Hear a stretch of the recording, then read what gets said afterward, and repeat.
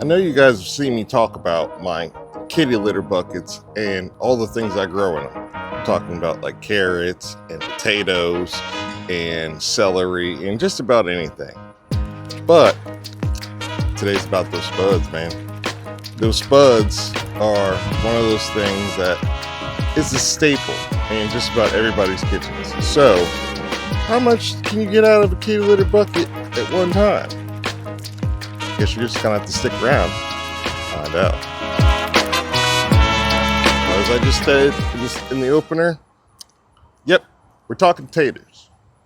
Yep, we're talking about your regular old, just I believe that they're Yukon Gold taters. Now, these are not my long season ones. I've got a few long season ones, and then I've got some more that I've just recently started to that I'm going to be pulling right around that frost date here in Indiana. So I'm trying to get what I need in now because I've got some stuff like my green beans and cabbage that I want to cook with the potatoes. So I'm going to need to harvest some. But just how much can we get out of one slightly less than 5 pound or 5 gallon kitty litter container? Well, we're about to find out because I don't know and you don't know. We must know. So we're going to get into it. I got to get set up and then we're going to start doing this. Okay, before we get started, I just wanted to show you guys this. This is the beauty of having native weeds in your backyard. Is these guys are everywhere and they're just working. They don't care that I'm here. I'm trying to see if I could find another one somewhere that's close by that I don't have to move. But yeah, these guys are just doing their thing, not caring, and I love it.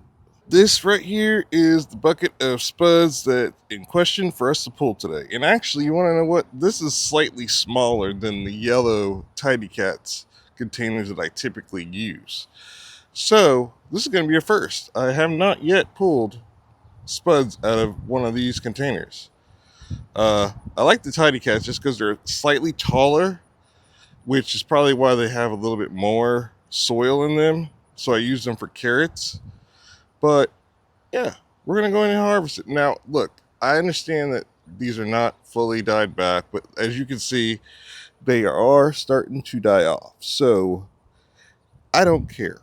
Like I said, I've got other potatoes. Matter of fact, but as I was saying, I've still got another container over here of potatoes. And this I am just going to let just completely and utterly die back before I harvest because this is in a way bigger. I think this is like a 20 or 25 gallon container. So depending on how much we get out of a little bit less than 5, something holding 5 times as much soil, hopefully we can expect 5 times as many taters. So, all right, I'm gonna go ahead and pull that one off now, and then we're gonna get to harvesting. This was one of the cabbages. I have not watered it, nature has, but I left it here because there was caterpillars on it and I wanted it to be a magnet. But the beauty of nature is, where is it at? Where is that one leaf at? There we go. This is why I left it. It was a magnet for caterpillars. And what is a magnet for caterpillars? These right here are your parasitic wasp eggs. There was a caterpillar here, but it has since met its maker.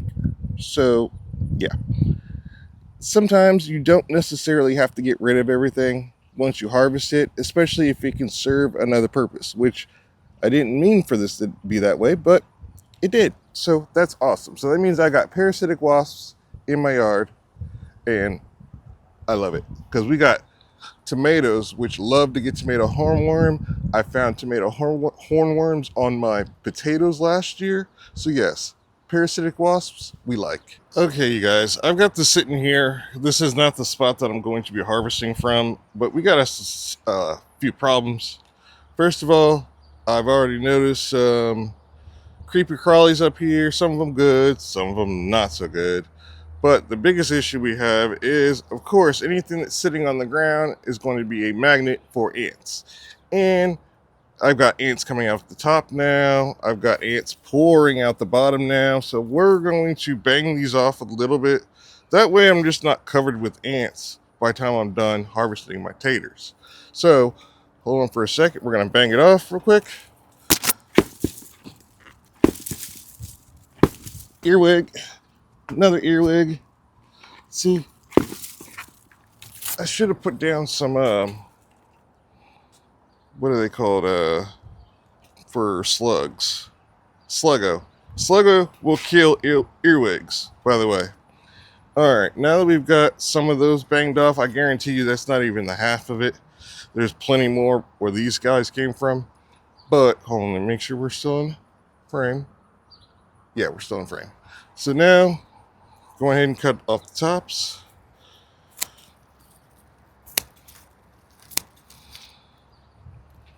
That'll get rid of some of the creeper crawlies.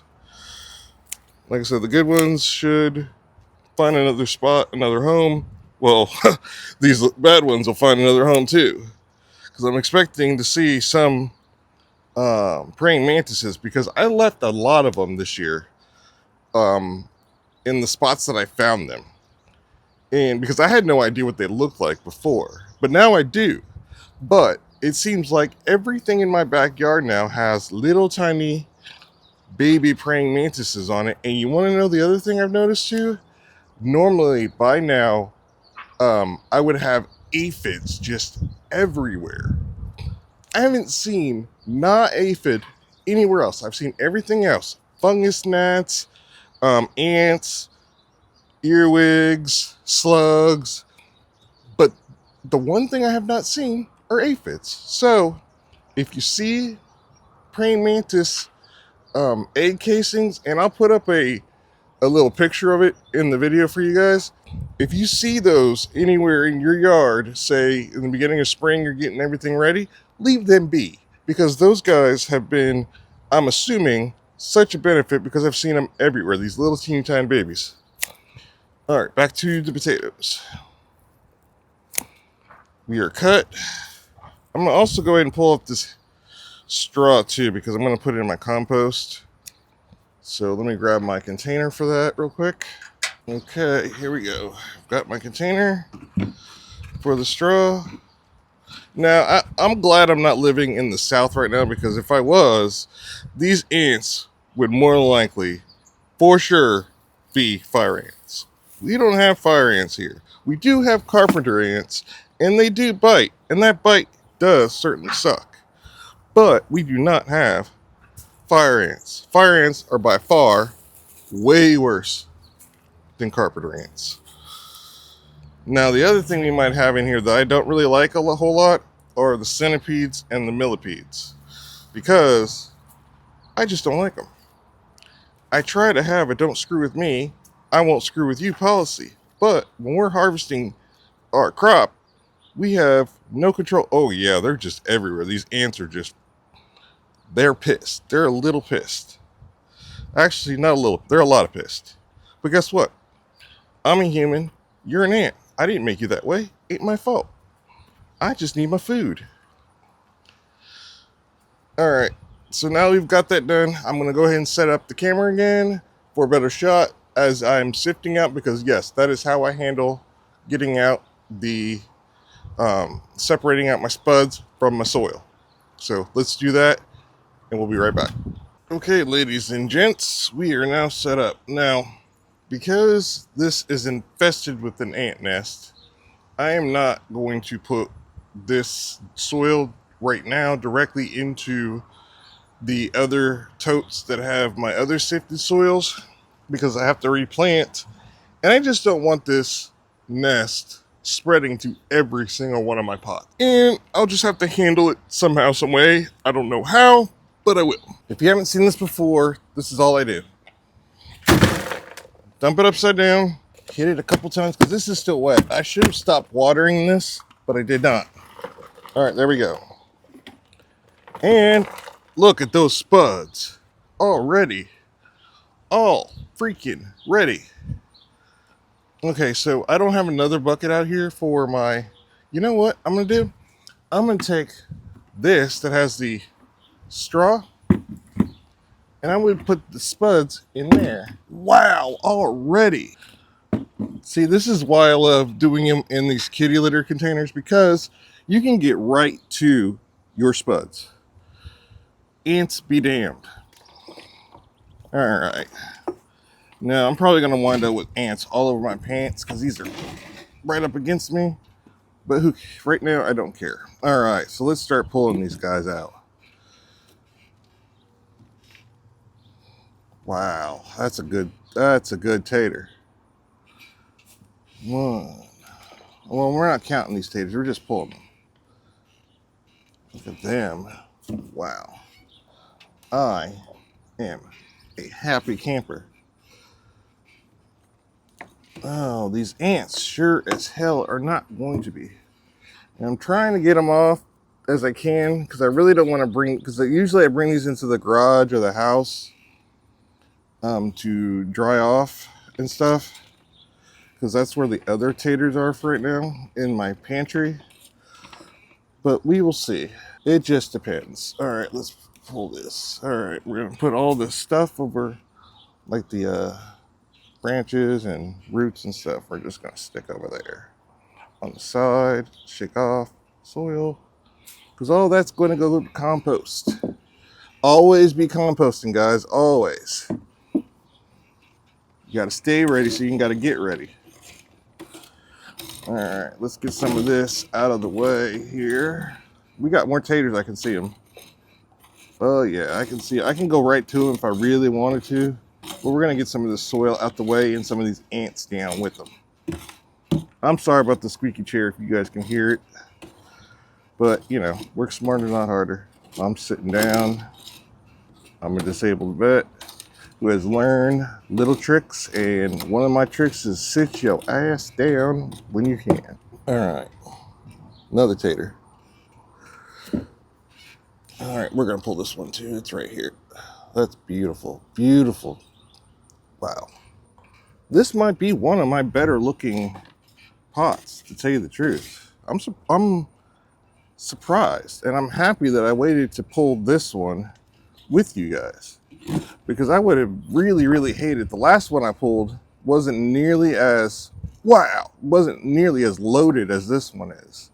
And I mean, really, it's, to tell you the truth, I was hoping I'd see more spuds down at the bottom, and what I think happened is I planted it too deep and it rotted, because that's the skin, and I know that's one of the seed potatoes. But I started both, I think I put in 4 seed potatoes about this size. That's it. So 2 of those potatoes obviously rotted because I put them too deep and they didn't grow. But because of that, these spuds are way bigger. I mean, these are proper eating potatoes. I mean, really, I really don't see anything wrong with them. I mean, they were still trying to make spuds up top here, which they would have just been small potatoes anyways, because that was the top of my soil. I didn't add any more. So, but like I said, those will go. I'll pull those extra spuds off to make sure I don't have any volunteers popping up in my compost. That's another reason why I sift out my soil that I grow potatoes in, because I can get out every single last potato. There's nothing hiding in here that, you know, comes back. I'm relatively sure that I've got all the potatoes now, guys. We're gonna work through this. I'm probably not gonna make you go all the way through it with me. All we're gonna do is I will run inside. I'm gonna grab the scale after I get this all sifted out so I can replant in it. Well, I gotta treat it first, but once I replant into it and keep growing for this year. So I'll come back to you guys here in just a minute. That way we can look at and see how much we have as far as weight goes. Now that we have the potato soil sifted through and all the spuds, we're about to break one of the cardinal rules, because everybody who's done grown potatoes before knows that you're not supposed to wash the soil off your potatoes. Now, while I do appreciate that rule, I also operate by a second rule, which is don't piss off the wife because you brought in a bunch of ants into the house because you're trying to show people how you grow your potatoes. So I'm going to abide by rule number 2, which is washing these potatoes to get the ants off of them. So here we go. We're going to start washing. All right, you know what? I'm just going to throw them all in here.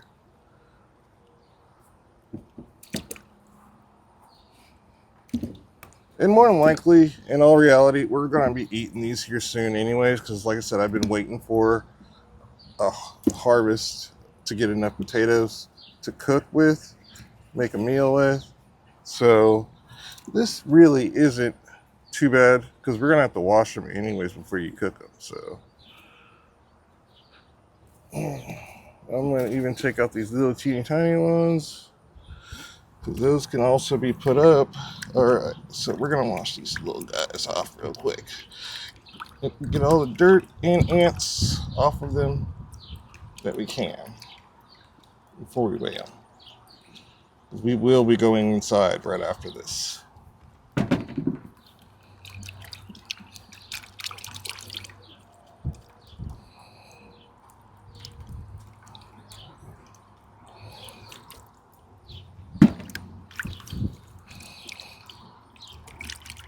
We're not scrubbing them too hard either. Like I said, we're just mostly worried about the ants. The soil that's on it, I'm not too worried about it. It's my own soil, my own compost. And I know what's in it.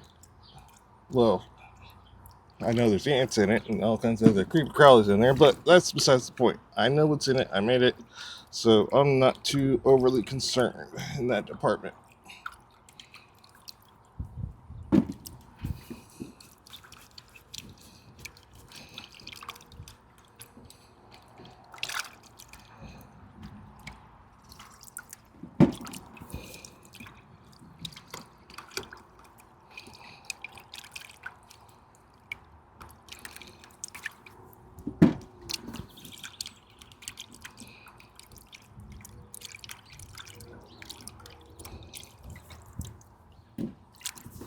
We are almost done, guys.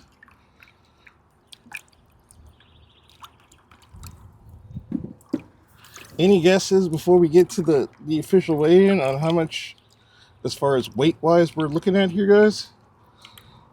I don't know either. I could make a guess, probably, but I have no idea. And I'm not going to spoil it and give you guys, like, clues on what I'm thinking here, because you guys got to come up with your own answers. All right. That is all the potatoes washed and cleaned. We're going to pour off the water real quick. See, so we freed the ants. All right, I'm going to stick these back in here because I'm going to use this bowl here when we go inside to weigh them. So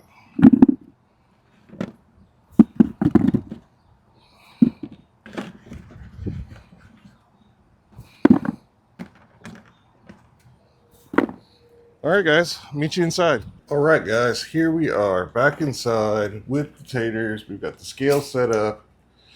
Now let's go ahead and weigh. Now we've got that on there. Hopefully you'll be able to see it. If not, we'll take a closer shot. So you got your guesses, right?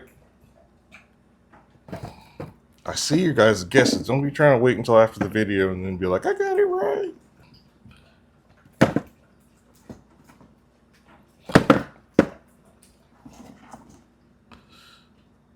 All right, now we're gonna look as I got the last potatoes in my hand so we can see it together. Ready, and okay, a little short of what I was hoping for. We got 2 pounds, 11.2 ounces. Now, again, this was a failed experiment to some extent because we did not have any potatoes on the second level of that bucket. I'm not saying that it would have been exactly double that, but I guarantee you we would have been a lot closer to 3 pounds had that second level had potatoes. But hey, we got what we got. It's more than I had before I went out there and harvested it. So I'm not complaining. Now, you can do this too. Small spaces, big yards, it don't really matter. If you don't want to dig your potatoes into the ground and have to worry about having, volunteers forever, then, use a bucket. All right, guys, there you have it. I'm sorry if you hear lawnmower, the YouTubers, main nemesis, people out here doing lawns or dogs or whatever. So we're going to keep rolling though. That's my potato harvest. Now, like I said, I've got other containers, and you want to know what? This is the it hasn't even hit the middle of July yet. So technically, I could roll on and plant more potatoes and grow them completely out before the frost gets here. Because these are a quicker version, or we're looking for like new potatoes here. It allows me to get another harvest in if I plant right away. I think I might have a few potatoes in there that are sprouted already. I might, but I'm not positive. But either way, this is a project perfect for somebody who's living in an apartment with a balcony that's preferably south facing, that way you can get sun all day long. Or somebody who's in my position that has quite a bit of space, but that space is used by their dogs. Especially a dog like Cece, who's a husky, who will kill anything green. So I just put him in the spot where she can't get to, and that allows me to be able to get those in, and I don't have to worry about tilling up soil, or my yard, or volunteers popping up, or anything like that. It just makes the whole process easier for me. So if this helped, if this, answered any questions, or maybe even caused you to ask a few questions, go ahead and put those questions down in the comment section. As always, I will try to get in there and give you what I know. There's plenty of friends that I have, and wonderful viewers who watch the videos and make their comments. So there's a lot of people out there growing spuds. So if I don't have an answer, or if I don't get to you fast enough, maybe one of them will get to you. If you haven't subscribed already to the channel, I would highly appreciate that. I'm just trying to build this community here, and I do that one subscriber at a time. And the fact that I have even more than one single subscriber right now is awesome for me, because it means that I'm at least helping one person. And right now we're like 750. But there's always people that either would enjoy this content or could use this content. So please help a brother out. But besides that, if you enjoyed it, let me know. I do this for you guys. I really, really do. You guys are helping me help me. So as far as today's video goes, that's all I got for you guys. So as always, I'm your boy, Big Wheel Dog 82, in the soil. Got my hands dirty, y'all. Dirty fingernail gang. I see you, Doug. I'm out of here. Bye.